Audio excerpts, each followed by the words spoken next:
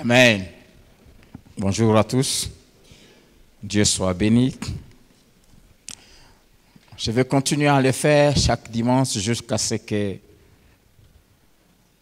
cela soit compris par nous tous, que nous puissions le faire. J'aimerais nous dire que venir en retard à l'église est un péché. Dites Amen. Venir à l'église en retard, c'est un manque de respect envers Dieu. Amen. Si nous avions réunion avec le président de la République, aucun de nous ne viendrait en retard. Vous êtes d'accord avec moi? Même s'il mettait cette réunion à 5 heures, personne ne viendra en retard. Et si nous respectons les hommes, nous devons avoir beaucoup plus de respect pour Dieu. Je prie que toi qui es venu en retard aujourd'hui, que le dimanche prochain, que tu ne viennes pas en retard. Que ça soit notre style de vie. Dieu mérite beaucoup de respect. Et le froid n'est pas une raison. La Bible dit, le paresseux dit, il fait froid dehors. Si tu prends le froid comme une raison, Dieu t'appelle paresseux. Y a-t-il quelqu'un qui veut changer? Merci mon frère, que Dieu te bénisse. Merci ma sœur. Romains chapitre 10, versets 13 à 15. Romains 10, 13 à 15. Quand je donne le passage, c'est pour que chacun ouvre sa Bible. Mais il y a des gens qui me regardent, qui n'ouvrent pas leur Bible. Je vous attends. Ce n'est pas aussi normal de venir à l'église sans Bible. Je sais qu'aujourd'hui, il y a des Bibles même au téléphone. Mais je crois que c'est mieux, surtout quand on vient à l'église, d'apporter une Bible.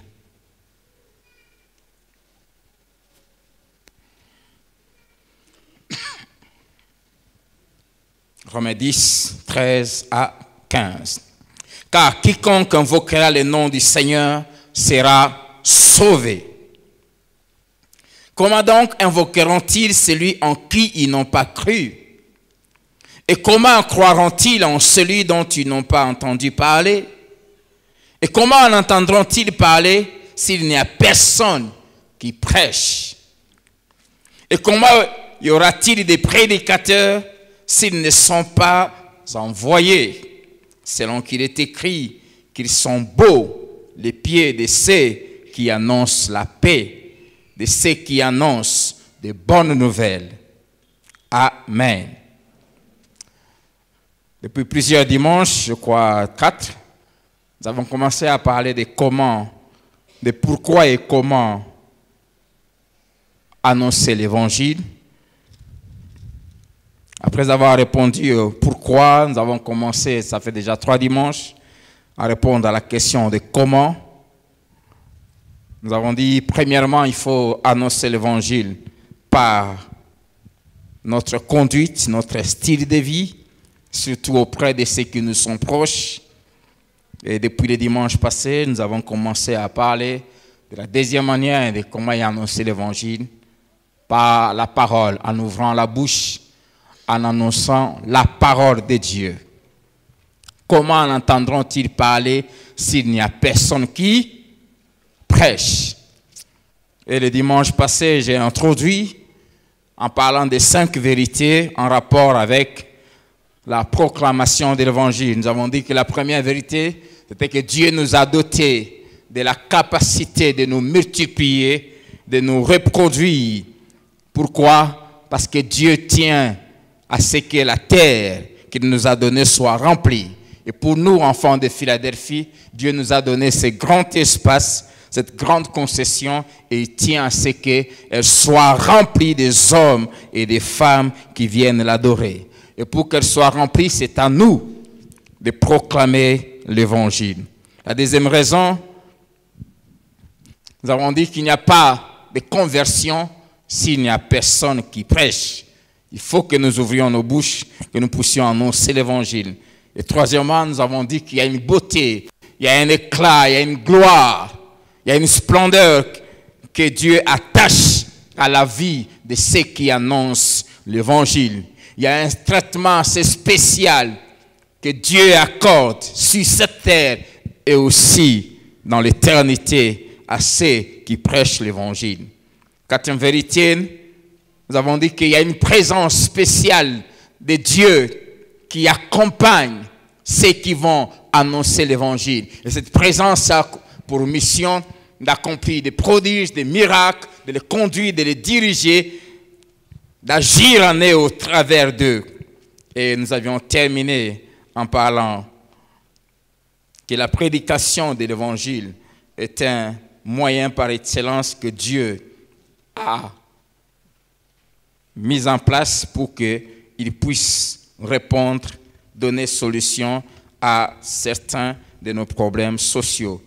Pourquoi pas tous? Car quand nous annonçons l'évangile, nous donnons au monde ce qu'ils n'ont pas et en retour, nous recevons d'eux ce qu'ils ont. Avant d'entrer dans ce qui est prévu ce matin, j'aimerais nous poser une question. Quelle est la maladie du siècle, la maladie qui ravage la terre aujourd'hui? C'est le sida, n'est-ce pas? Et jusqu'aujourd'hui, il n'y a pas de remède. Supposons que tu arrives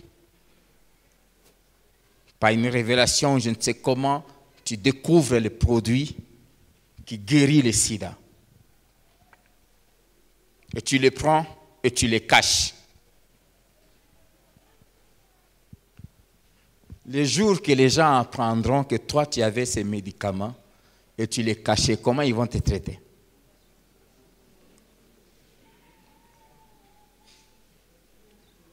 Hein? Quelqu'un peut répondre? C'est un sorcier, n'est-ce pas? J'ai entendu sorcier, oui? Il faut le tuer. Amen. Vous découvrez le remède contre le sida et vous les cachez. Je crois que même Satan est mieux que toi. Amen. Ce monde souffre d'une maladie qu'aucun homme ne peut guérir. Une maladie qui ravage tout et qui détruit tout. Cette maladie s'appelle le péché. Elle est à la base de tous les malheurs des hommes.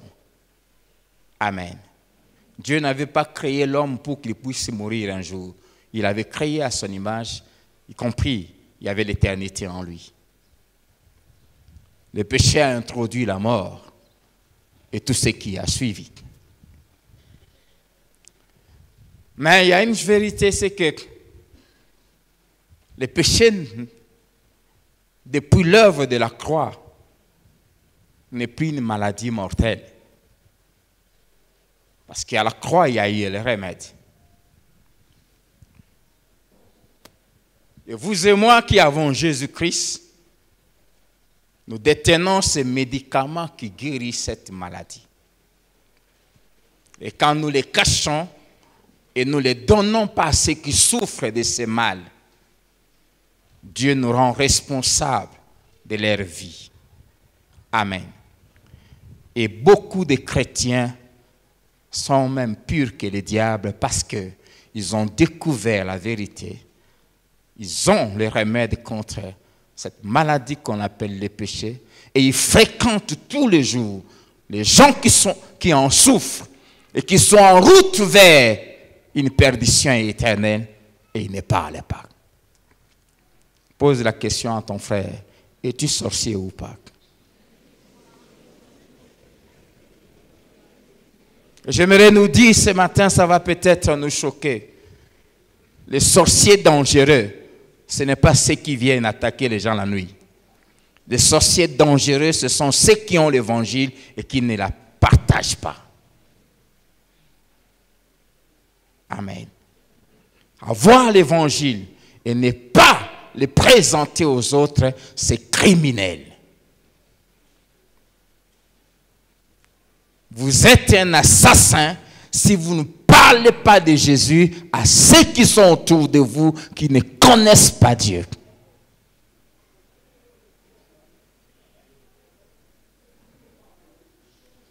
Vous tuez plus que les criminels qui tuent les gens avec les balles.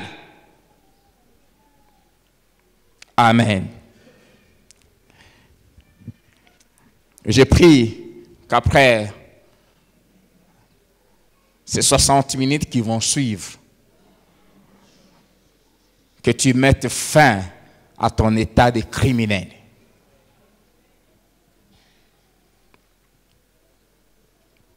Amen. Ce matin,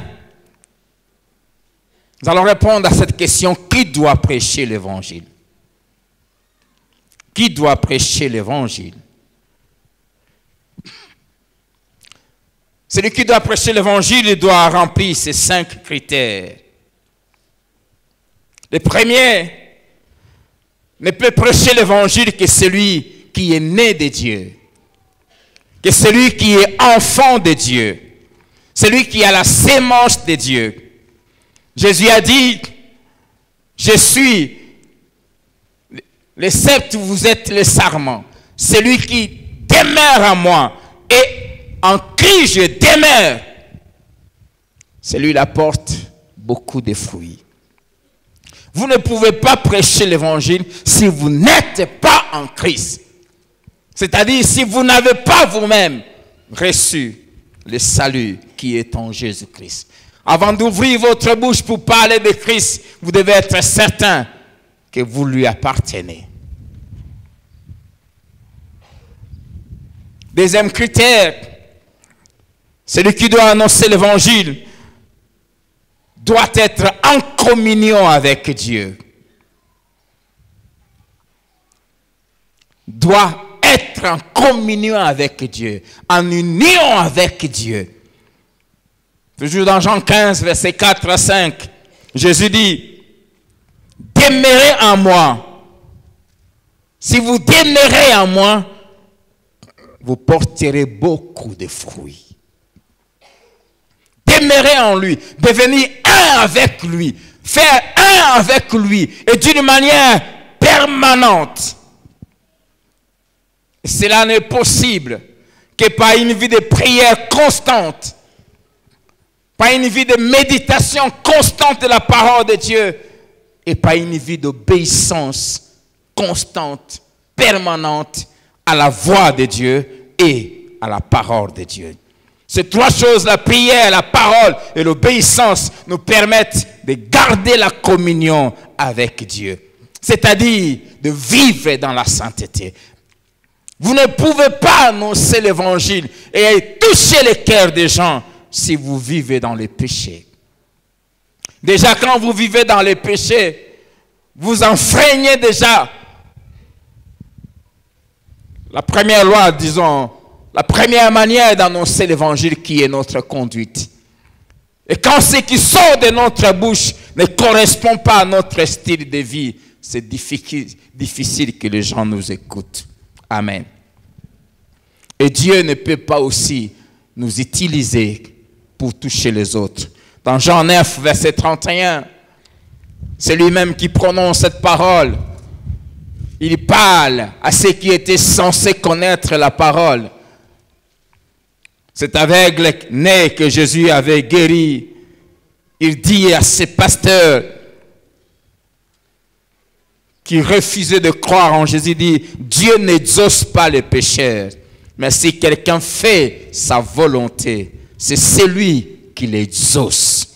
Amen. Dieu n'exauce pas. Et à la place d'exaucer, il dit: Dieu n'utilise pas les pécheurs. Celui qui vit dans le mal. Mais si quelqu'un fait ce que Dieu aime, Dieu va l'utiliser. C'est pour cela qu'il faut confesser nos péchés. Confesser, ça veut dire reconnaître le péché qu'on a commis, rendre grâce à Dieu pour l'œuvre de la croix et prendre la décision de ne plus revenir. Amen. Troisième critère, celui qui veut annoncer l'évangile, et on va beaucoup s'attarder sur ça parce que c'est très important. C'est celui qui vit en intimité sous la dépendance du Saint-Esprit. Celui qui vit en intimité avec le Saint-Esprit. Et j'insiste sur le mot intimité. Celui qui vit en intimité avec le Saint-Esprit. Bien-aimés, quand nous allons annoncer l'évangile, nous allons enfanter, accoucher. Nous voulons donner vie. Pas à n'importe quelle sorte de personne, mais aux enfants de Dieu. Amen. Quand nous allons annoncer l'évangile, c'est pour que les hommes et les femmes qui vont croire deviennent qui? Enfants de Dieu. Jean chapitre 1, verset 12 à 13, la Bible dit, à ceux qui ont cru en son nom, à ceux qui croient en Jésus, Jésus qui est la parole leur donne le pouvoir de devenir enfants de Dieu. Et la Bible dit, lesquels sont nés, non du sang, ni de la volonté de l'homme, ni de la chair. Ça ne vient pas d'une union physique, mais de la volonté de Dieu. C'est une naissance spirituelle. Quand nous allons proclamer l'évangile, nous allons donner naissance aux enfants de Dieu. Dans Luc chapitre 1, verset 34 à 35, quand l'ange Gabriel parlait à Marie concernant l'enfant qu'elle allait concevoir, Marie lui pose la question, elle dit, comment cela se fera-t-il? Parce que je suis vierge, je ne connais pas d'homme. Dois-je aller avec mon fiancé ou comment ça va se faire? J'aime la réponse que l'ange lui donne, il dit, le Saint-Esprit viendra sur toi, viendra faire un avec toi. Humainement, on peut dire, viendra s'unir avec toi. Et la puissance du Très-Haut te couvrira de son ombre. Il dit, c'est pourquoi le saint enfant qui naîtra, ce n'est pas un enfant normal, humain, ordinaire, un enfant saint. Alléluia. Quand nous allons annoncer l'évangile, c'est pour mettre au monde des saints enfants. C'est pourquoi le saint enfant qui naîtra de toi sera appelé fils de Dieu. Amen. Quand nous annonçons l'évangile, c'est pour que ceux qui vont naître soient des enfants saints. Et qu'ils soient appelés fils de Dieu. Alléluia. Et cela n'est pas possible sans le Saint-Esprit. Et l'ange dit, le Saint-Esprit viendra sur toi. Et parce que ça sera par le Saint-Esprit, l'enfant sera saint et il s'appellera fils de Dieu. Amen. Et seul le Saint-Esprit porte la sémence divine. Et quand nous nous mettons ensemble avec lui, quand nous sommes intimes de lui, par lui, nous accouchons des fils de Dieu. Sans le Saint-Esprit, on donne naissance à des païens. On donne naissance à des enfants charnels. Une des raisons qui explique que nos églises sont remplies de gens, de religieux, de charnels, c'est parce que ceux qui leur ont annoncé l'évangile n'étaient pas en intimité avec le Saint-Esprit. Le jour où ils se convertissaient, entre guillemets, l'évangile était annoncé par quelqu'un qui n'était pas en union avec le Saint-Esprit. Et conséquence, les enfants qui naissent de ce genre de personnes qui annoncent l'évangile les ressemblent et sont même pires que, comme le dit Jésus. Matthieu 23, verset 15. Chaque fois quand je lis cette parole, comme c'est fort, les paroles qui sortent de la bouche de Jésus. Matthieu 25, verset 13.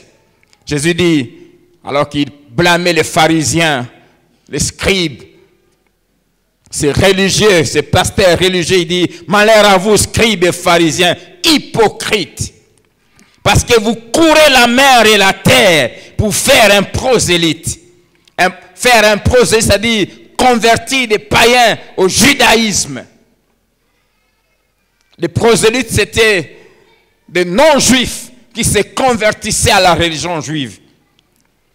Vous allez partout pour faire un prosélyte et quand il est devenu, vous en faites un fils de la géhenne, un fils de l'enfer, 2 fois plus que vous.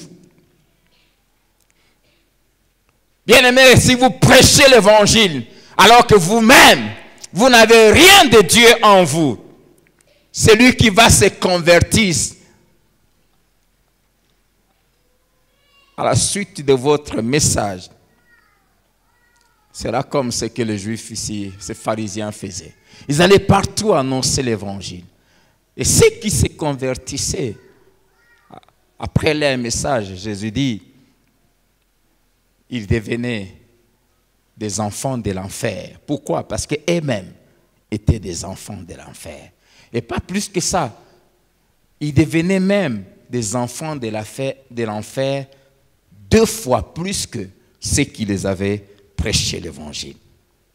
La version Nouvelle Bible Seconde dit 2 fois pire que vous. Parole de vie dit, quel malheur, maître de la loi et pharisien. Vous voyagez partout, sur terre et sur mer, pour gagner même un seul homme à la loi de Moïse. Et quand c'est fait, vous en faites quelqu'un qui mérite la punition de Dieu 2 fois plus que vous. Il y a un principe que la Bible établit. Jésus a dit, celui qui croit en moi, 1, fera les œuvres que j'ai faites. 2, il en fera plus que moi. Amen. Donc, les disciples est appelé à faire le double de ce que son maître fait. Il dit, en vérité, celui qui croit en moi fera aussi les œuvres que j'ai faites. Bien-aimés, faites attention à qui vous écoutez. Si vous croyez en quelqu'un, vous ferez aussi ce que lui fait. Amen. Celui qui croit en moi fera aussi les œuvres que je fais. Quand vous suivez un pasteur impudique, vous serez aussi un impudique. Quand vous fréquentez une église où le pasteur est un soulard, même quand il boit en secret, toi aussi tu boiras. On se reproduit toujours selon son espèce. C'est pour cela qu'il ne faut jamais aller dans les églises par plaisir. Il y a des gens qui les endroits, je suis là, ça fait 5 ans. 5 ans, mais quand ton pasteur dévie, il faut le laisser. Paul dit, soyez mes imitateurs, mais j'aime. Comme moi, je le suis pour Christ. C'est-à-dire, imitez-moi aussi longtemps que vous me voyez en train d'imiter Jésus. Qu'est-ce qu'il veut dire? Le jour où vous verrez que je cesse d'imiter Jésus, cessez aussi de m'imiter. Parce que si vous suivez quelqu'un, Jésus a dit, vous ferez aussi ce que lui fait.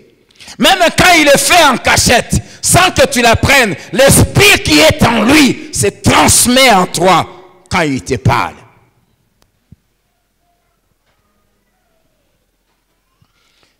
Et il va plus loin. Il fera plus que ce que moi j'ai fait. Si ton pasteur, ton père spirituel est un impudique, toi tu le seras 2 fois plus que lui.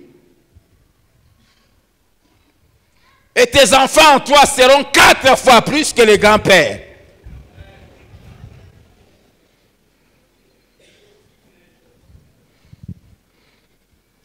Et des arrière-enfants. Aïe, aïe.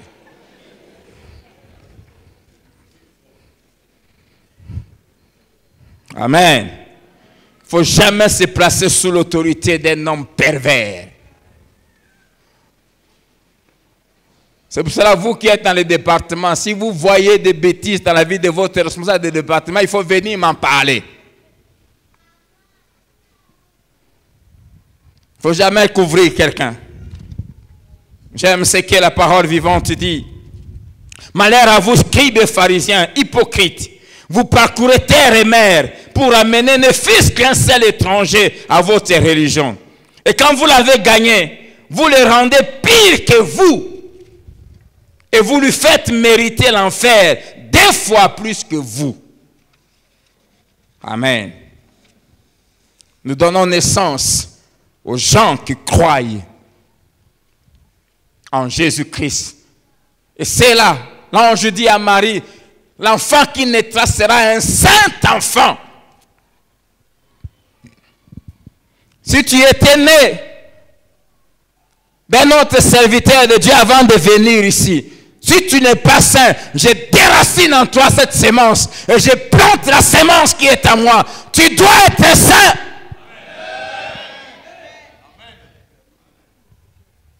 Les saints enfants, je ne donne pas naissance aux faux chrétiens, mais aux vrais.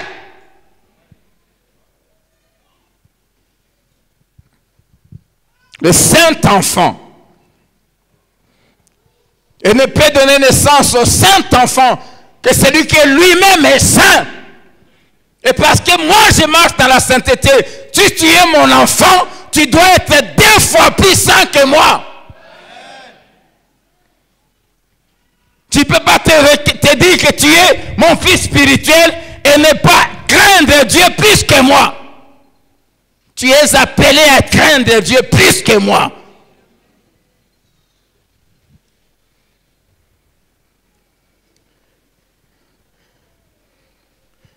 Je vous ai parlé ici, j'ai embrassé une soi-disant fiancée.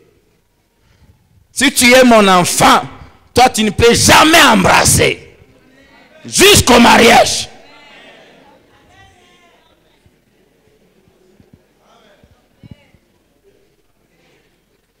Tous les célibataires qui se reconnaissent mes fils et mes filles, dites Amen.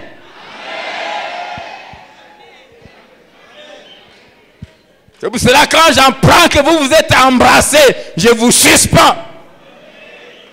Parce que vous êtes appelés à faire plus que ce que moi j'avais fait.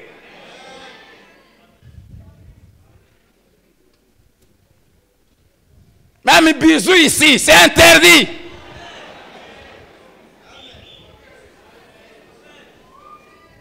Tu donnes bisous ici et demain les fiançailles s'arrêtent. Tu prends l'autre, tu donnes encore bisous ici et ça s'arrête. Finalement, tu embrasseras combien?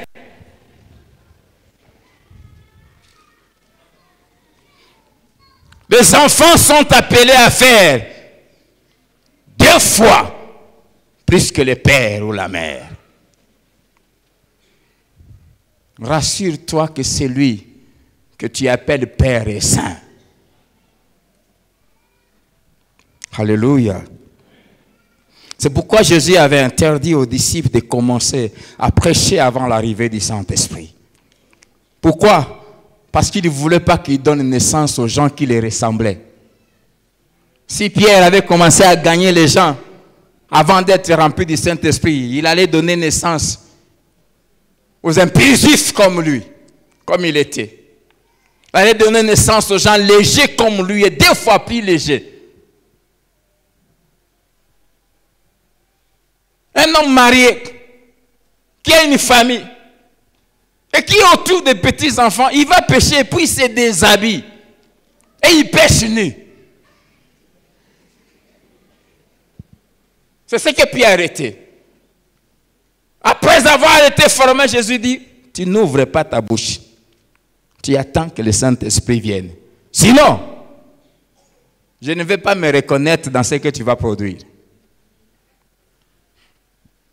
Sans le Saint-Esprit, l'Église produit des gens pervers. Luc 24, 46 à 49, il leur dit, ainsi il est écrit que le Christ souffrirait et qu'il ressusciterait des morts le 3e jour et que la repentance et le pardon des péchés seraient prêchés en son nom à toutes les nations, à commencer par Jérusalem. J'aime ce qu'il a dit. Et vous êtes témoin de ces choses. C'est-à-dire, c'est à vous de les prêcher. Mais avant de les prêcher, il dit, mais, et voici, j'enverrai sur vous ce que mon Père a promis. Mais vous, restez dans la ville jusqu'à ce que vous soyez revêtus de la puissance d'en haut. C'est à vous d'en parler, mais ne commencez pas avant que vous soyez revêtus. Vous soyez unis avec le Saint-Esprit. Sinon, vous allez chercher à introduire dans mon royaume des enfants charnels. Dans Actes 1, 4 à 5, il les répète la même chose. Comme il se trouvait avec eux, il leur recommanda de ne pas s'éloigner de Jérusalem, mais d'attendre ce que le Père avait promis, ce que je vous ai annoncé, leur dit-il. Car Jean a baptisé d'eau, mais vous, dans peu de jours, dans peu de temps, vous serez baptisés du Saint-Esprit. Dans Actes 1:8, il dit, car vous recevrez une puissance, le Saint-Esprit, survenant sur vous, et vous serez mes... On ne peut pas être témoin avant d'être revêtu de cette puissance-là. Et pourquoi? Parce que c'est le Saint-Esprit qui convainc les hommes. Aucun homme ne peut se convertir, croire en Dieu et devenir enfant de Dieu sans l'action du Saint-Esprit. Jean 16, verset 8. Jésus dit, quand il sera venu, il convaincra les hommes en ce qui concerne les péchés, la justice et le jugement. Quand le Saint-Esprit vient, il convaincra. C'est lui qui convainc les hommes, qui fait comprendre à tout homme que tu es pécheur, que tu es perdu, que tu as besoin de Dieu. Tu dois te repentir. C'est lui qui le fait, pas nous. Et dans Actes 2, versets 1 à 4, le jour de la Pentecôte, ils ont été revêtus de cette puissance. Le Saint-Esprit les a remplis de la vie de Christ. La Bible dit, ils furent tous remplis du Saint-Esprit. Et au verset 14, c'est un Pierre rempli du Saint-Esprit qui se présente devant le peuple et qui ouvre sa bouche et commence à parler de Jésus. Et quand il a parlé, revêtu de la puissance du Saint-Esprit, étant en intimité avec l'Esprit. L'intimité, quand un homme et une femme se mettent ensemble, ils deviennent une seule chair. Quand on est en intimité avec l'Esprit, on devient un seul être avec lui. De telle manière que quand nous parlons comme je le fais maintenant, ce n'est pas moi qui le fais, mais c'est le Saint-Esprit qui le fait. C'est pour cela même ça bouscule ton cœur. Au verset 37, la Bible dit, après avoir entendu ce discours, a dit, entendu Pierre, ils eurent le cœur vivement touché. Et ils dirent à Pierre et aux autres apôtres, oh mon frère, que ferons-nous? Ils ont été profondément touchés. La version parole vivante dit, profondément bouleversés. Pourquoi? Parce que ce n'est pas Pierre qui parlait, c'était le Saint-Esprit. Conséquence, après cette prédication, 3000 convertis, de vrais convertis. Après cette prédication de l'Esprit au travers de Pierre, il y a eu 3000 saints nés ce jour-là. 3000 fils et filles de Dieu. De vrais. Et l'Église a été puissante parce qu'elle avait commencé avec de vraies conversions. Il y a eu ces vraies conversions parce que celui qui avait prêché était rempli du Saint-Esprit.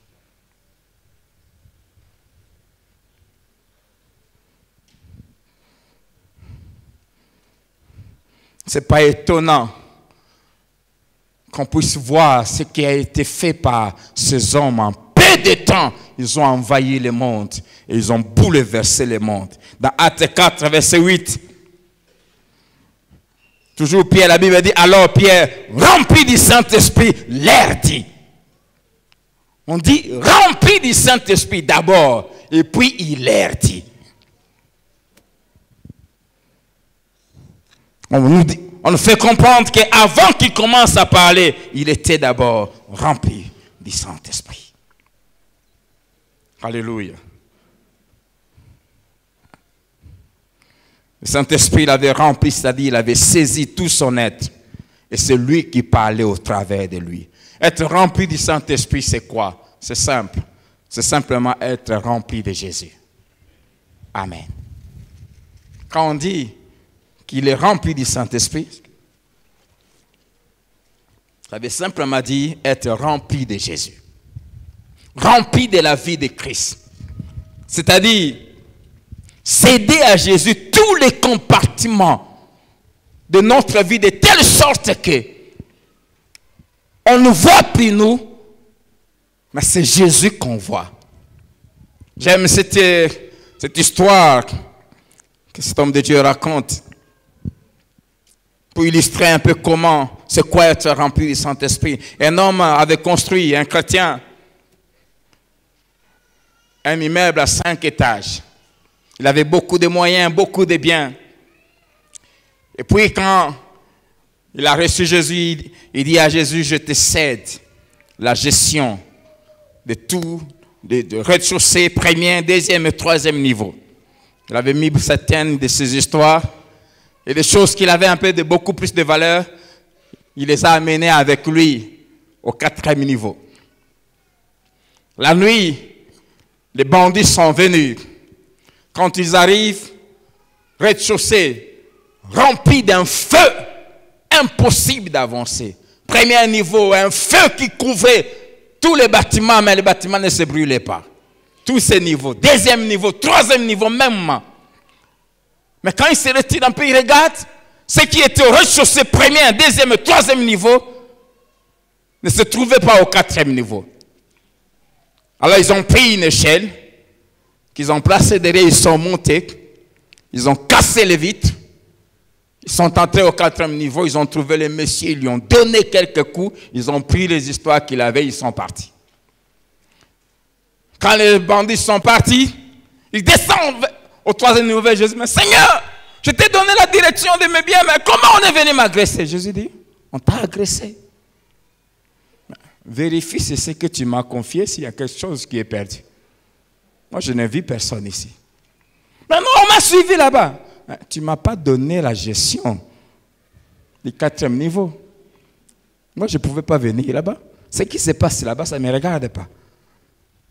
Ah, d'accord, j'ai compris. Prends aussi le 4e niveau.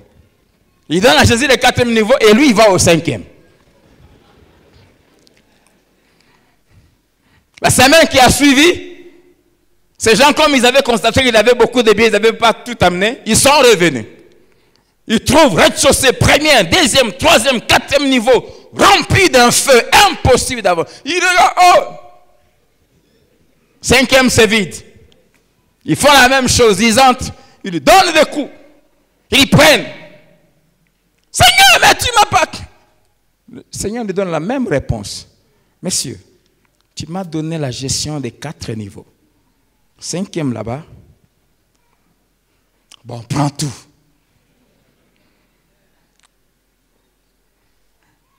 Il a donné à Jésus la gestion de tous les 5 niveaux. Cette nuit-là même, il n'a même pas choisi où dormir. Il s'est jeté à n'importe quel endroit il voulait dormir. Et il a dormi. Quand il ouvre les yeux, il était 9h. Pose la question, Seigneur, ils ne sont pas venus aujourd'hui. Si, ils étaient venus. Mais seulement, maintenant je gère tout. C'est impossible qu'ils entrent. C'est ça être rempli de Jésus. Être rempli du Saint-Esprit, c'est céder à Jésus la gestion de tous les compartiments de notre vie. Et quand tu lui remplis tout, les diables, les démons, le monde ne nous voient plus. On ne voit que lui. Amen. Et quand il remplit tout, quand tu te mets à parler, ce n'est pas toi qui parles, mais c'est lui qui parle. Jésus a dit, c'est de l'abondance du cœur que la bouche parle. Si tu es rempli de Jésus, c'est Jésus qui parle. C'est ce que Jésus a fait. Il vient, sa mission était enlever l'obstacle qui nous empêchait d'aller chez Dieu. C'est ce qu'il a fait à la croix. Il a pris notre place, il a déchiré les rideaux, il a envoyé le Saint-Esprit. Le Jésus qui marchait dans les rues de Galilée, c'est le même Jésus qui est en train de vous parler maintenant que vous me regardez. Amen. S'il devait rester sur terre, comme il avait le corps humain, il ne pouvait pas aller partout. Mais par le Saint-Esprit, il est venu habiter dans la vie de ceux qui ont cru en lui et qui lui cèdent la gestion de leur vie. Et il continue à faire les mêmes choses qu'il lui faisait, mais au travers de ses enfants qui lui obéissent et qui lui laissent la direction de leur vie.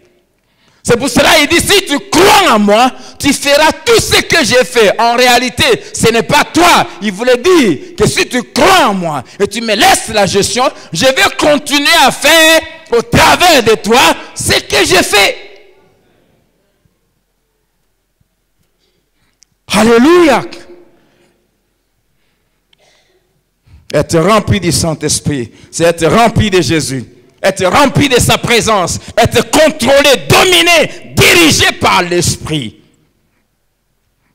On est saturé par lui, on est saturé par ses pensées, par ses désirs, par ses émotions, et on commence à agir comme lui. Alléluia.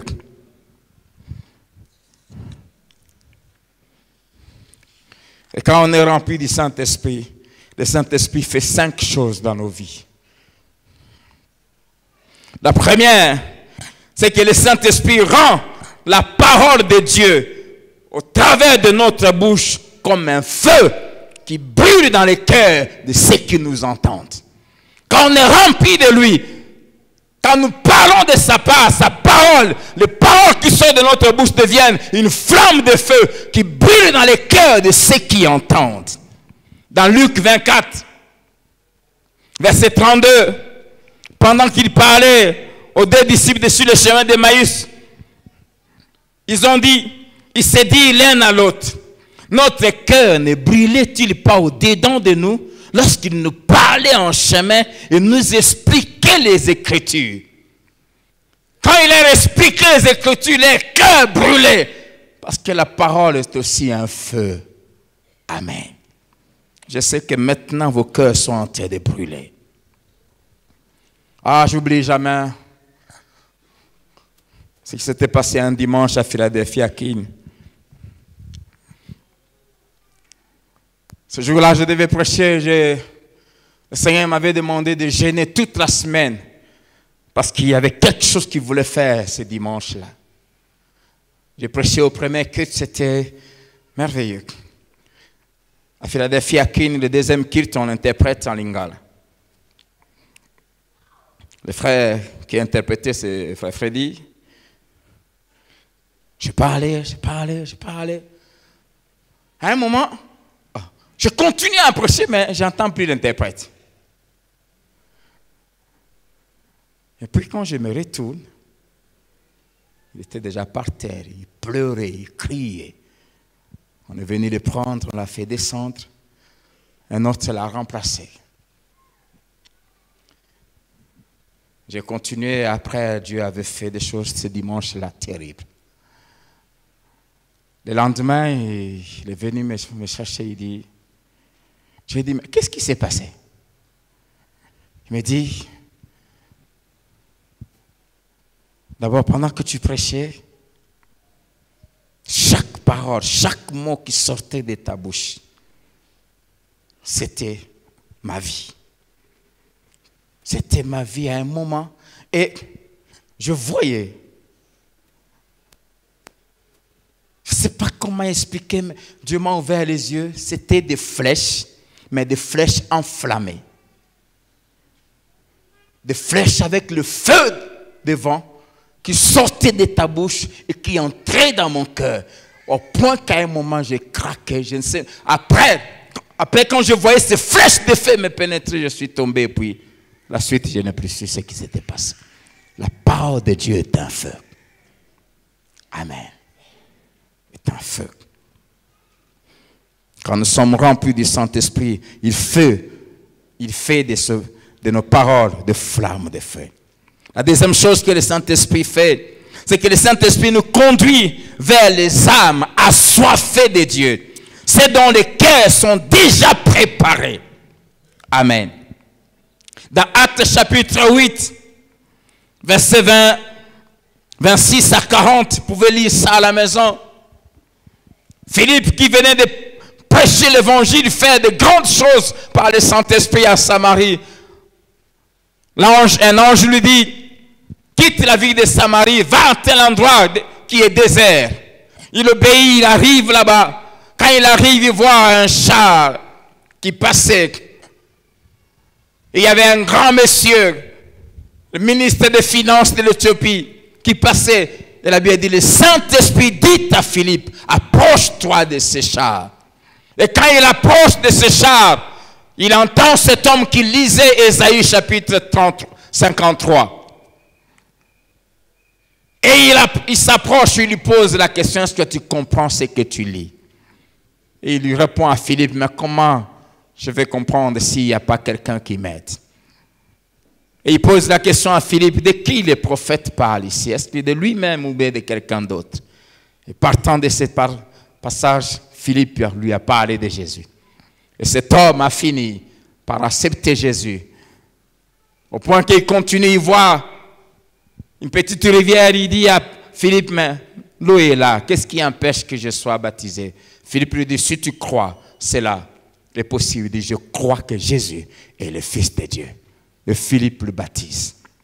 Amen. Cet homme, qui était un grand homme d'État, qui était un prosélyte, c'est-à-dire un païen, qui s'était converti à la religion juive, était venu à Jérusalem pour adorer. Et il rentrait, il était assoiffé, il voulait connaître Dieu. Et Dieu savait que cet homme avait déjà un cœur préparé. Et la Bible dit, le Saint-Esprit dit à Philippe, va à tel endroit. Quand tu es rempli de l'Esprit, il te dirigera vers les gens déjà préparés. Bien-aimés, j'aimerais que nous sachions ceci. Les hommes qui nous entourent ont soif de Dieu. Méfiez-vous des apparences. Il y a un grand mensonge que le diable injecte dans la vie de beaucoup de chrétiens. C'est de nous faire voir que non, il y a des gens qui n'ont pas besoin de Dieu. Aucun homme ne peut être heureux sans Dieu. Les hommes ont besoin de Dieu. Méfiez-vous de tout ce que vous voyez avec des voitures luxueuses, des villas. Ce sont de vrais malheureux. Ils ont besoin de Dieu. Ce directeur-là a besoin de Dieu. C'est-à-dire, parle-lui, ouvre ta bouche. Et quand tu es conduit par l'Esprit, il va te diriger vers des gens dont les cœurs sont déjà préparés. Alléluia. Je vous donne un conseil. Ne perdez pas votre temps avec les gens dont les cœurs ne sont pas encore prêts à répondre à l'évangile. Ne perdez pas votre temps avec des gens qui sont là en train de chercher seulement à discuter sur les choses de Dieu. Est-ce que Jésus est le Fils de Dieu? Est-ce que la femme doit prêcher? Est-ce que c'est ceci? Il discute. Mais même si il est convaincu, il ne va pas chercher à changer. Ne perds pas ton temps avec ça. Je n'ai pas le temps, même à l'église, à consacrer aux gens qui viennent à l'église. Mais qui, parfois, il y a des fois même quand je reçois, il y a des gens que j'arrête et dis, monsieur, tu peux partir. Je n'ai pas le temps à consacrer à quelqu'un qui vient, pasteur, qu'est-ce qu'on fait avec la dîme? Ton problème c'est quoi?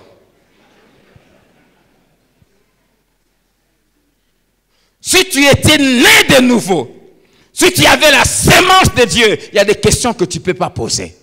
Quand la Bible dit, l'Esprit qui est en vous vous enseignera toutes choses. Celui qui est né de Dieu, il y a des questions qu'il ne pose plus. Parce que le Saint-Esprit qui habite à lui, lui enseigne. Je vous ai dit une fois ici, quand je me suis converti, avant de me convertir, j'aimais beaucoup de chaînettes. J'avais des chaînettes, j'avais une gourmette, j'avais des bagues. Et jamais ma chemise, les boutons n'arrivaient ici. Ça s'arrêtait ici. Mon père venait de mourir. Il m'avait laissé une belle montre Cartier. avec quelque chose en diamant là. Quand j'ai porté le chemise, il faut voir la montre quand même. Hein? Il faut voir la montre. J'étais toujours comme ça. La chemise était là. La poitrine dehors. Il faut voir ce que j'ai mis là. Quand je me suis converti, je ne dis pas que les hommes portaient des chaînettes, c'est mauvais. Il ne faut pas me faire dire ce que je veux dire. Moi, j'ai porté pourquoi? C'était pour me faire voir. Un matin, moi-même, j'étais en train de prier, je termine, j'ouvre la Bible, je commence à méditer. J'ai entendu, l'Esprit me poser une question. Pourquoi tu portais les chaînettes? Je suis resté tranquille. Et là, je me regarde. Je vois que le bouton, ça s'arrête ici. J'ai répondu dans mon cœur pour me faire voir. Et une deuxième question. Maintenant que tu es enfant de Dieu, est-ce que tu as encore besoin de te faire voir? Regarde, il se trouve où se ferment tes boutons. Je regarde, j'étais là. Tout ici, c'était dehors. Moi-même, j'ai commencé à boutonner. Dès ce jour-là, ça se ferme ici. J'ai enlevé la gourmette, j'ai enlevé les débacs, j'ai enlevé les chaînettes, j'ai donné à ma mère, j'ai donné à mes sœurs. Et depuis ce jour-là, c'était janvier 89 ou quoi, jusqu'aujourd'hui, je n'ai plus fait ça. Si tu as la sémence de Dieu, il y a des choses qu'on ne te prêchera pas. Si tu as la sémence de Dieu, toi-même, quand tu portes cette blouse-là, qui fait ça, 3/4 de tes seins dehors, si tu as la sémence de Dieu, quand tu te mets devant le miroir, toi-même, tu ne sortiras pas. Si tu arrives à sortir et arriver jusqu'ici, et ça fait 3 mois, ça fait 5 mois que tu viens ici, si moi je te vois, je te chasse. Si c'est la première fois, je peux te laisser parce que je me dis, peut-être c'est la première fois de venir à l'église. Mais ça fait 1 année, ça fait 2 ans, et tu viens ici comme ça, je te chasse. Parce qu'il n'y a rien de Dieu en toi. Tu ne viens pas adorer, tu viens faire tomber les gens. Et ici, je ne te laisserai pas faire ça.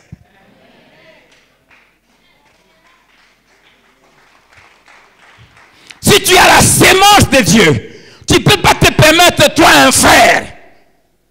Même en donnant l'exemple, je la saute parce que je ne peux pas faire ça. Comment ça va? C'est léger.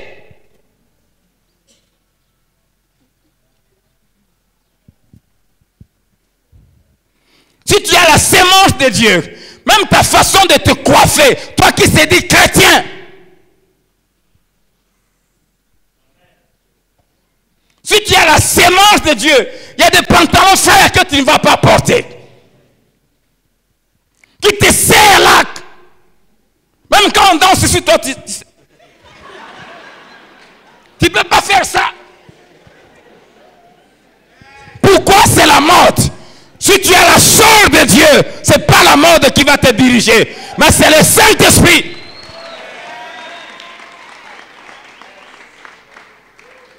C'est pour cela que je n'ai pas de temps accordé à ceux qui viennent dans l'église et qui ont des questions qui se taxent des bêtes. Et ces gens-là, même quand tu lui donnes des réponses bibliques, il ne va pas changer.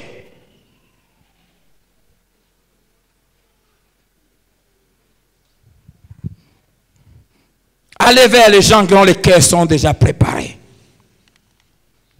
1 Timothée 6, verset 4 à 5, la Bible dit, ces gens sont enflés d'orgueil. Ils ne savent rien. Ils ont la maladie des questions oiseuses et des disputes de mots. C'est une maladie.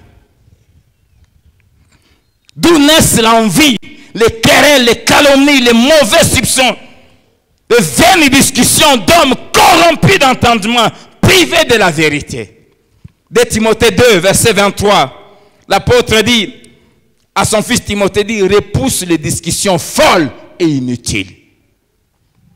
sachant qu'elles font naître des querelles. Or, il ne faut pas qu'un serviteur du Seigneur ait des querelles. Le Saint-Esprit nous te dirigera. À partir de ce samedi, on va commencer à sortir. Toute l'église allait annoncer l'évangile. Quand tu commences à parler à quelqu'un, oh, il paraît que les témoins de Jéhovah disent ça. Ne réponds même pas à ça. Dis-lui, tu as besoin de Jésus. On ne répond d'abord à ma question. Laisse-les, pars. Va vers celui qui est disposé. La troisième chose que le Saint-Esprit fait, le Saint-Esprit nous donne à l'heure même des paroles qui rencontrent les réalités et les besoins de la personne à qui nous parlons. Amen. Il nous donne à l'heure même les paroles qui rencontrent les réalités, les défis, les besoins de la personne à qui nous parlons. Matthieu 10, 19 à 20. Il dit, quand on vous livrera, nous avons parlé l'autre dimanche là, Dieu permet qu'on nous livre parfois, c'est pour que nous allions rendre témoignage. Et quand on vous livrera, ne vous inquiétez ni de la manière dont vous parlerez, ni de ce que vous direz. Ce que vous aurez à dire vous sera donné à l'heure même. Amen. Dès que tu te présentes devant quelqu'un, le Saint-Esprit te donnera les paroles qu'il faut lui dire. Il te donnera la sagesse, comment introduire, quelles questions poser, comment répondre. Car ce n'est pas vous qui parlerez, c'est l'Esprit de votre Père qui parlera en vous. Il est en vous, il va parler au travers de vous. Dans Luc 21, plutôt, verset 15, Jésus dit, je vous donnerai une bouche et une sagesse à laquelle tous vos adversaires ne pourront résister ou contredire. La quatrième chose que le Saint-Esprit fait, c'est que le Saint-Esprit remplit nos paroles d'une autorité qui pousse les gens à faire ce qu'on leur dit, à croire ce qu'on leur dit. Il nous remplit, il remplit nos paroles d'une autorité qui vient de Dieu. Dans Matthieu 9, verset 9, je suis étonné de ce que, comment l'autorité de Dieu était en Christ. La Bible dit, de là, étant allé plus loin, Jésus vit un homme assis au lieu de péage dans son bureau et qui s'appelait Matthieu. Il lui dit, suis-moi. Cet homme s'éleva et le suivit. Vous imaginez, quelqu'un qui est à son bureau en train de travailler. Il est peut-être 11 heures, concentré dans son travail. Jésus vient, il le regarde. Il lui dit simplement, suis-moi. Et il se met à partir. La Bible dit, cet homme a pris, dans le contexte d'aujourd'hui, ordinateur, dossier, tout. Il dépose. Il n'écrit même pas la lettre de démission. Il dépose, il se met à suivre Jésus. Il est parti pour toujours. Il ne s'est même pas posé la question, maintenant en laissant ce travail, je vais vivre comment? Je vais manger comment? Si vous êtes rempli de l'Esprit, vos paroles auront une autorité. Suis-moi! Il laisse tout et il le suit. Qu'est-ce que je vais dire? Les gens vous écouteront. Ils croiront à ce que vous allez dire. Pourquoi? Parce que c'est Dieu qui va parler. Par vous. Une seule parole. Et tout un responsable laisse tout. La cinquième chose, le Saint-Esprit nous rend attrayants. Bien-aimés, quand vous êtes rempli du Saint-Esprit, même votre extérieur devient attrayant. Le Saint-Esprit, je vais utiliser un terme que le monde aujourd'hui comprend, mais nous rend séduisants. Pas dans les mal. Il nous rend attrayants. Ça dit quoi? Il fait que, quand notre vie est remplie de lui, le Saint-Esprit fait que les gens désirent nous écouter. Même ceux qui ont un cœur hostile aux choses de Dieu. C'est pour ça que je vous ai dit, les gens ont soif de Dieu. Hérode, roi Hérode, Luc 9, verset 7 à 9, la Bible dit, Hérode le tétrarque entendit parler de Jésus. de tout ce qui s'est passé et il ne savait que penser. Il disait, qui donc est celui-ci dont j'entends dire de telles choses? Écoutez la suite, elle me dit, il cherchait à le voir. Il voulait le voir. Parce que les choses que le Saint-Esprit faisait, les paroles qui sortaient de sa bouche, la Bible dit il faisait toutes choses à merveille. Quand Jésus parlait, tout le monde était admiratif. Deuxième exemple, Zachée. Luc 19, 1 à 4. Jésus étant entré à Jéricho, traversait la ville. Et voici, un homme riche. Bien-aimé, ne pensez pas que ceux qui ont beaucoup d'argent n'ont pas besoin de Dieu. Beaucoup ont soif de Dieu. Je ne connais pas de gens aussi malheureux que ceux qui ont le pouvoir et l'argent.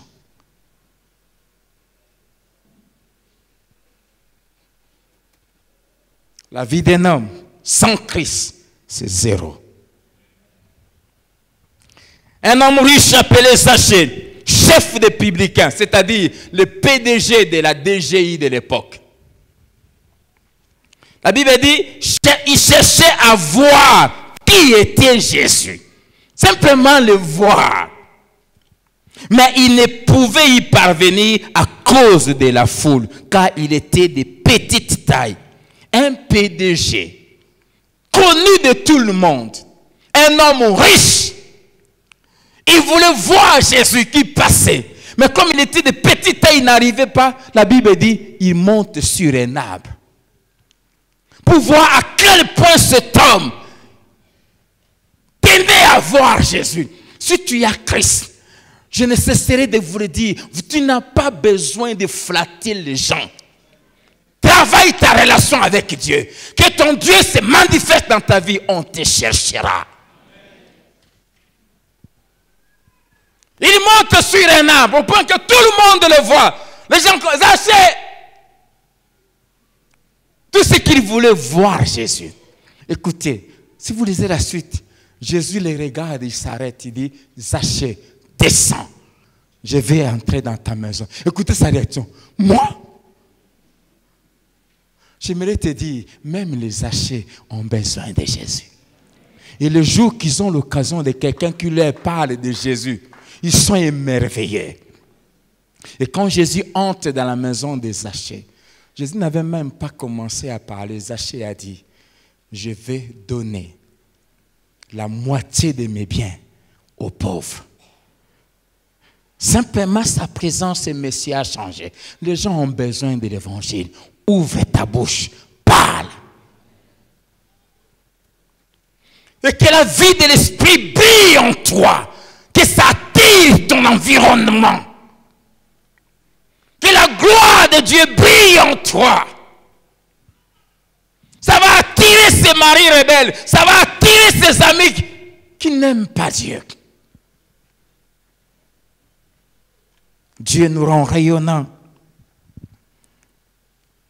Bien-aimés, les gens vont t'envier. Ça me fait mal quand je vois des chrétiens qui envient des païens. Jésus est en train de parler. Il enseignait, il enseignait, il enseignait, il enseignait. Et puis, une femme qui était dans la foule lève sa voix et elle dit, heureux les saints qui t'ont allaité. Qu'est-ce qu'elle voulait dire? Combien j'aurais aimé être ta mère. J'aurais aimé être à la place de celle qui t'avait porté dans ses entrailles. Vous les parents qui avez des enfants qui connaissent Dieu, vous devez être fiers d'eux.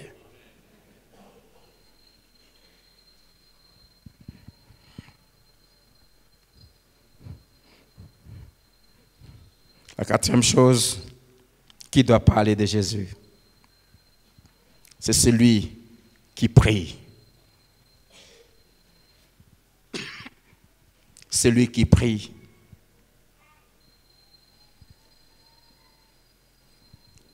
Écoutez-moi. N'osez jamais ouvrir votre bouche pour parler de Dieu aux hommes avant de parler des hommes à Dieu. Je reprends. N'ouvre jamais ta bouche pour parler de Dieu aux hommes avant que tu aies parlé de cet homme à Dieu. Si tu veux amener quelqu'un au Seigneur, la première chose à faire, c'est de parler de lui à Dieu. Amen. De te mettre à genoux, de commencer à lui présenter devant le Seigneur. Seigneur, je te présente mon ami Jean. Seigneur, tu es mort à la croix pour lui. Seigneur, tu l'aimes. Ton sang a coulé pour lui. Seigneur, Jean a besoin de toi. Regarde la vie qu'il mène. Seigneur, prépare les cœurs de Jean. Saint-Esprit, dispose son cœur. Bouscule son cœur. J'ai appris même, quand je prie pour quelqu'un, je dis, Seigneur, il refuse de croire à l'évangile parce qu'il a un travail, parce qu'il a l'argent. Il croit que, Seigneur, je proclame son licenciement. Je détruis les choses sur lesquelles il s'appuie. Seigneur, je le fais asseoir par terre. Mets-lui dans les situations qui vont le contraindre à chercher Dieu. Ah, cette prière, Dieu m'exauce toujours. Pourquoi? Parce que ce qui est important pour Dieu, ce n'est pas les choses que tu as, c'est ton âme. Et si ces choses deviennent un obstacle, qu'est-ce que Jésus a dit? Si ta main droite est pour une occasion de chute, il faut faire quoi? Si toi, tu ne sais pas la couper, moi, je demande de couper. Ton travail devient une occasion de chute pour toi. Parce que tu as un payé 5 000 $ à la fin de chaque mois, tu crois que le monde t'appartient. Tu dis, le prière, là, ça c'est pour les pauvres. Tel que tu nous vois là, on est des pauvres.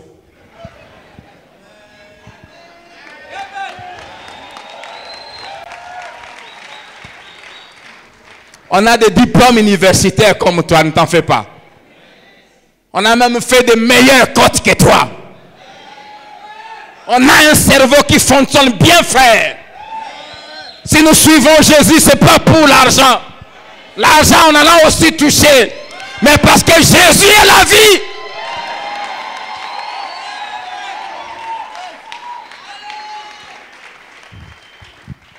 Regardez-moi bien.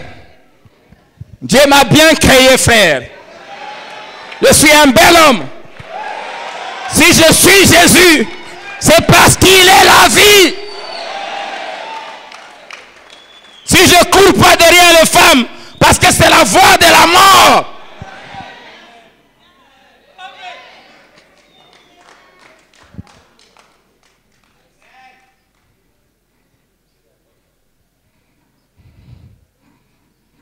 Parle de lui à Jésus. Si tu découvres qu'il y a des choses qui lui rendent orgueilleux, tu as le pouvoir de détruire ça. Demande la destruction de ça. Ma femme dit c'est Nassé. Il va chercher l'évangile.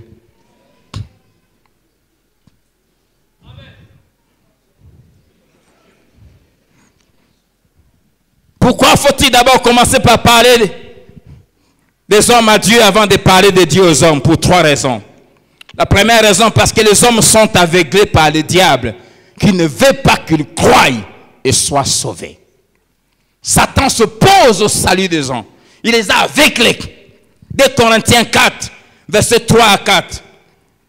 Si notre évangile est encore voilé, il est voilé pour ceux qui périssent, pour les incrédules, dont le Dieu de ce siècle a aveuglé l'intelligence, afin qu'ils ne voient pas briller la splendeur de l'évangile de la gloire de Christ, qui est l'image de Dieu.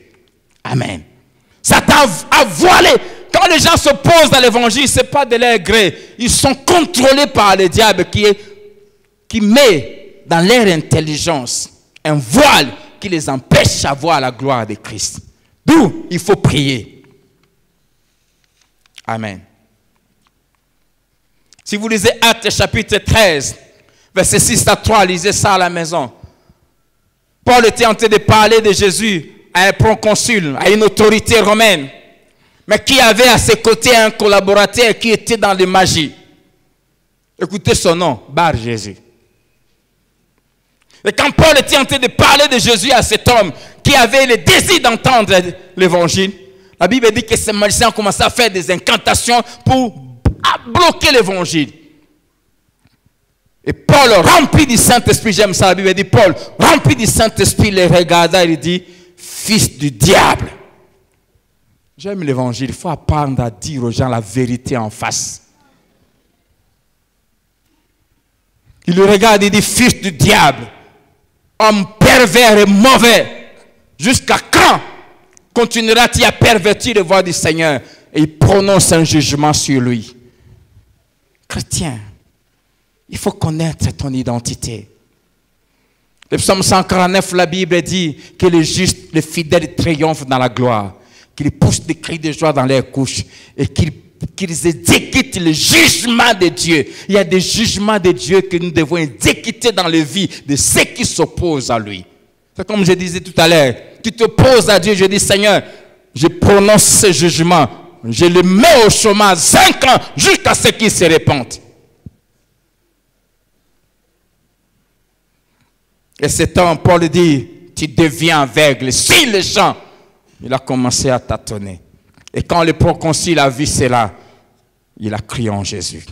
Celle de la prière brise cette opposition. C'est pour cela, vous avez à parler de Jésus, vous avez à exhorter, préparez-vous. S'il faut jeûner, jeûnez. S'il faut prier toute une nuit, faites-le. Ça vous permet de parler avec assurance. On vous programme à enseigner, préparez-vous bien. Ne pensez pas que tous ceux qui viennent ici à l'église viennent écouter la parole. Il y en a aussi qui viennent tester un peu les petites sorcelleries ici. Ici, on t'écrase.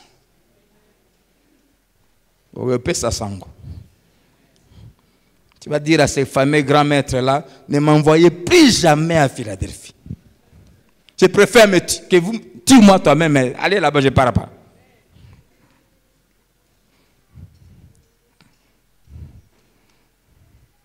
La prière prépare les cœurs. Acte 16, 13 à 15. Le jour du sabbat, nous nous rendîmes hors de la porte, vers une rivière où nous pensions que se trouvait un lieu de prière. Paul est allé prier avec ses collaborateurs. Et quand ils arrivent là, après un temps de prière, nous nous assîmes et nous parlâmes aux femmes qui étaient réunies. L'une d'elles, nommée Lydie, marchande de pourpre de la ville de Thyatire, était une femme craignant Dieu et elle écoutait. J'aime la suite. Le Seigneur lui ouvrit le cœur pour qu'elle fût attentive à ce que disait Paul. C'est parce qu'ils ont prié que Dieu a ouvert le cœur de cette femme. Dieu a enlevé le voile qui a permis à cette femme d'écouter l'évangile. Personne ne peut croire si Dieu n'agit pas dans son cœur. Amen. Si Dieu n'ouvre pas son intelligence. Luc 24, 45. Jésus, après sa résurrection, quand il est apparu au 11, la Bible dit, alors il leur ouvrit l'esprit, c'est-à-dire l'intelligence, afin qu'ils comprissent les Écritures. Parce qu'ils ne comprenaient pas. Alors il leur a ouvert l'intelligence et ils ont compris. D'où il faut prier. Il faut prier. J'aime la prière de Paul en Éphésiens 1, 16 à 20. Je vais prendre un peu 10 ou 15 minutes aujourd'hui. Il dit, je ne cesse de rendre grâce pour vous, faisant mention de vous dans mes prières, afin que le Dieu de notre Seigneur Jésus-Christ, le Père de gloire, il dit, vous donne un esprit de sagesse et de révélation dans sa connaissance. J'aime la suite. Et qu'il illumine les yeux de vos cœurs. Nos cœurs ont des yeux. Notre esprit, nous sommes des êtres spirituels et nous avons des yeux. Paul dit que Dieu puisse illuminer les yeux de votre cœur. Pourquoi il dit? Pour que vous sachiez, l'espérance qui s'attache à son appel. Si Dieu n'ouvre pas les yeux de ton cœur, tu ne sauras pas l'espérance qui est attachée à l'appel de devenir enfant de Dieu. 2, qu'il illumine les yeux de votre cœur afin que vous sachiez quelle est la richesse de la gloire de son héritage qui réserve aux saints. Nous avons un héritage glorieux qui nous est réservé. Mais pour s'attacher à Dieu, il faut que le Saint-Esprit ouvre les yeux du cœur pour que tu puisses voir ça. Et 3, il dit, afin que vous sachiez quelle est envers nous qui croyons l'infinie grandeur de sa puissance, se manifestant avec efficacité par la vertu de sa force. Qu'il illumine les yeux de votre cœur. Illuminer veut dire éclairer d'une vive lumière, mettre un éclat lumineux. Et je prie, commençant par vous qui êtes ici ce matin, que Dieu mette une lumière forte dans vos cœurs. Cette lumière qui vous permet, quand vous ouvrez ces livres, que vous puissiez voir toutes les richesses cachées ici. Et vous deveniez des passionnés de Dieu. Ceux dont les yeux ont été illuminés, ils ont un amour pour Dieu, un amour passionnel, une consécration. Ce sont des gens qui ne se permettent pas de venir en retard à l'église. Parce qu'ils ont compris, ils sont consacrés à Dieu. Dieu, c'est la priorité. Ils sont attachés à la vie qui est en Dieu. Alléluia. Le niveau de votre consécration dépend de l'illumination que l'Esprit a produite dans votre cœur.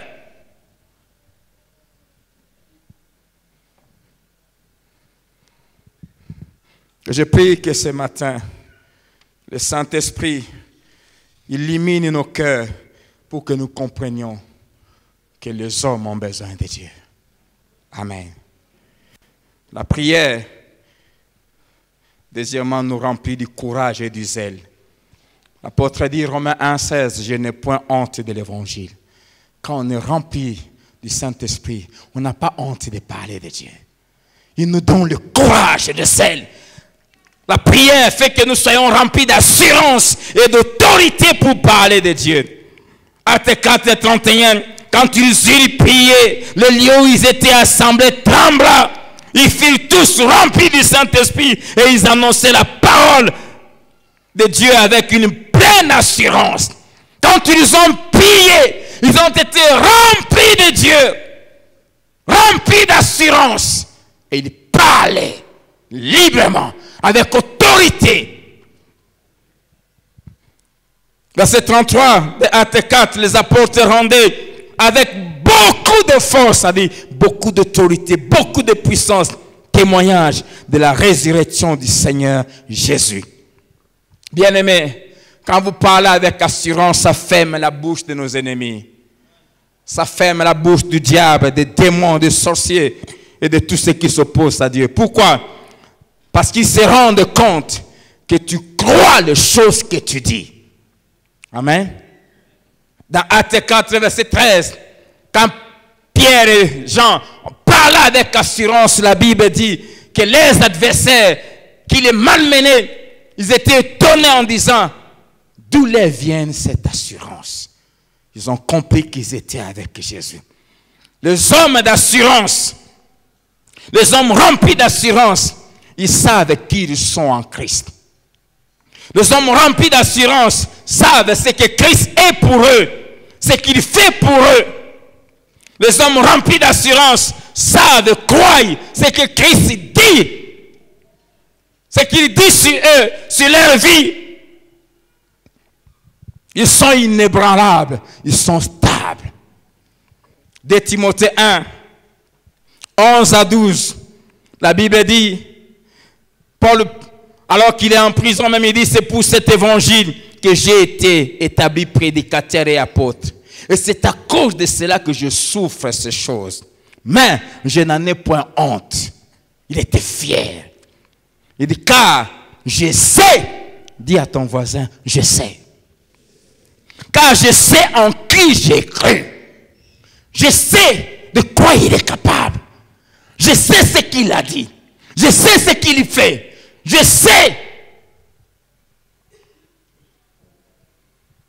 Je sais en qui j'ai cru et je suis persuadé, convaincu jusqu'à la moelle épinière, qu'il a la puissance de garder mon dépôt jusqu'en ce jour-là. La prière nous remplit d'assurance. Pour que les gens croient à l'évangile, il faut que nous parlions avec assurance, que nous soyons convaincus de ce que nous disons et que nous vivions ce que nous disons. Amen. Jésus était plein d'assurance. On vient lui dire, Luc 13, 32 à 33, Fuis, quand Hérode vient pour te tuer. Il était tranquille, il dit, allez dire à Serena, j'aime ça. Voici, je chasse les démons. Et je fais des guérisons aujourd'hui, demain, et le 3e jour, j'aurai fini. Il n'a pas le pouvoir de bousculer mon programme. Il dit, mais il faut que je marche aujourd'hui, demain et le jour suivant. Car il ne convient pas qu'un prophète périsse hors de Jérusalem. Il savait ce que Dieu avait dit sur lui. Il savait comment il allait mourir. Il savait où est-ce qu'il allait mourir. Il savait quand il allait mourir. Et quand on vient lui dire, fuis parce qu'Hérode veut mettre la main sur toi, il dit, allez lui dire, je suis là. Je ne suis pas à Jérusalem. Je ne peux pas mourir en dehors de Jérusalem. Je sais ce que le Père a dit. Quand on est rempli d'assurance, on n'est pas intimidé. On n'est pas secoué. Je prie que Dieu te remplisse d'assurance. Quand on est rempli d'assurance, si beaucoup de gens ne se convertissent pas, c'est ceux qui prêchent ne sont pas convaincus des choses qu'ils disent. Pierre et Jean, on les arrête à cause de l'évangile, on le frappe, Et on dit, ne parlez plus en ce nom. Ils regardent, comme moi, peut-être s'ils avaient des lunettes, ils enlèvent ça. Ils ouvrent bien les yeux. Ils disent à ceux qui les frappaient et qui avaient même le pouvoir de le faire mourir, ils disent, jugez vous-même. Si on doit vous obéir, vous ou Dieu. Car nous ne pouvons pas, impossible, de cesser de parler de ce que nos yeux ont vu, que nos mains ont touché. Jamais. Mourir, mieux vaut mourir. Ils savent qui ils sont. Et les hommes d'aujourd'hui ont besoin des hommes et des femmes qui savent qui ils sont et qui parlent avec assurance. Et c'est la prière, la vie d'intimité avec Dieu qui produit ça. Amen. Celle la prière pousse Dieu à amener les hommes vers son Fils. Dans Jean 6, verset 44, Jésus a dit, « Nul ne peut venir à moi si le Père qui m'a envoyé ne l'attire. » Amen. Et pour terminer, qu'est-ce que nous devons prêcher? Juste 2 minutes.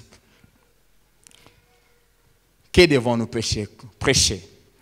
Premièrement, nous prêchons Jésus et Jésus seul. 2 Corinthiens 4, verset 5. L'apôtre Paul nous dit, nous ne nous prêchons pas nous-mêmes. C'est Jésus-Christ le Seigneur que nous prêchons. Et nous nous disons, vos serviteurs à cause de Jésus. On ne se prêche pas soi-même. On ne parle pas de soi-même. C'est Jésus et Jésus seul que nous prêchons. Quand vous voyez quelqu'un qui parle trop de lui, il ne faut pas l'écouter. Nous prêchons Jésus et Jésus seul. Deuxièmement, nous prêchons Jésus-Christ et Christ crucifié. 1 Corinthiens 2, 1 à 5. L'apôtre dit aux Corinthiens, quand je suis venu vers vous, mon discours ne reposait pas sur des paroles convaincantes, des paroles persuasives, non, sur un français bien élaboré, avec une diction. Non, c'est pas ça qui change les vies. Nous prêchons Jésus-Christ et Jésus crucifié. C'est-à-dire quoi? Le centre de notre ministère, de notre prédication plutôt, c'est l'œuvre qui a été accomplie à la croix. Nous disons aux hommes, tu es pécheur, tu es perdu par tes péchés, mais Jésus est mort à la croix pour tes péchés, et il est ressuscité, et il est vivant, et il t'aime. Si tu crois en lui, il te donne la vie. Nous prêchons Jésus et Jésus crucifié. L'évangile est simple. Ne compliquez pas les choses. Ne cherchez pas des termes compliqués, sophistiqués. Tout ce que les gens ont besoin de savoir, c'est que Jésus donne la vie. Un point trait. Allez lire ça à la maison. Tous les chapitres 26 des Actes des Apôtres. Et là, dans ce passage, l'apôtre Paul nous montre comment parler de Jésus. On appelle ça un témoignage personnel. Amen. Le témoignage personnel a 3 étapes. La première étape, tu parles de ta vie avant Jésus. Ce que tu étais avant Jésus. La deuxième étape, Tu parles de comment tu as rencontré Jésus. Comment tu as accepté Jésus. Et ça, il y a un problème sérieux à l'église. Quand je pose la question à quelqu'un au bureau, parle-moi de ta vie avec Jésus. Ah non, moi je suis né d'une famille chrétienne. Moi c'est depuis le Codim. Qu'est-ce qui dit que parce que tu viens à l'église depuis le Codim que tu es chrétien? Comment tu as rencontré Jésus? Celui qui a rencontré Jésus, qui l'a accepté, il sait comment ça s'est passé. Il sait ce qu'on lui avait prêché ce jour-là. Il connaît le jour. Il connaît le mois. Il connaît l'année. Ça ne s'oublie pas. Des gens qui ont connu de vraies conversions, ils savent même qui lui avait parlé. Dans quelles circonstances? Parle-moi, comment tu as accepté Jésus? Non, moi j'ai été baptisé. Ça n'a pas de sens. On n'est pas chrétien parce qu'on a été baptisé, le baptême ne sauve pas. Comment tu as rencontré Jésus? Et la troisième partie, qu'est devenue ta vie après Jésus? Il faut qu'il y ait une différence entre la première partie, ta vie avant Jésus, et la troisième partie, ta vie après Jésus. Pourquoi? Si quelqu'un est en Christ, il est une nouvelle ère. Les choses anciennes sont, et toutes choses sont. Si ta vie après Jésus est égale à ta vie avant Jésus, c'est une fausse conversion. Soit, c'est toi qui t'es mal converti, soit celui qui t'avait prêché l'évangile n'était pas en communion avec l'Esprit. Amen. Amen. Alors je vous donne un devoir. Chacun va écrire son témoignage personnel. Amen. Quand tu rentres à la maison, tu lis Actes chapitre 26. Tu vas voir ces trois étapes. Paul parle de sa vie avant Jésus. Il parle de comment il a rencontré Jésus. Et il parle de ce que sa vie est devenue après Jésus. Et après avoir parlé de ces trois étapes, il lance maintenant un défi. Il pose la question au roi qui l'écoutait. Crois-tu au prophète, roi Agrippe? Je sais que tu crois. Et le roi réagit, non, tu vas me faire devenir chrétien. Il dit, oui, c'est pour ça même que je te parle. Alléluia. Il n'y a pas une manière efficace d'annoncer l'évangile que de parler de soi-même. Ma vie avant Jésus, je ne connaissais pas Dieu. J'étais un voleur. C'est pour cela qu'un vrai chrétien n'a pas honte de son passé. Un vrai chrétien, même quand il devient pasteur, il ne se met pas là seulement à parler, non. Moi, Dieu m'utilise puissamment. Moi, je ressuscite les morts. Moi, quand je parle, moi, je n'ai jamais embrassé une fille. Tu l'as fait avant, il faut le dire. Les gens qui t'écoutent ont besoin de savoir que tu n'es pas un extraterrestre. Il ne faut pas donner l'impression que toi, tu es un super homme. Ben, toi, tu es né comme Adam. Pam, pam.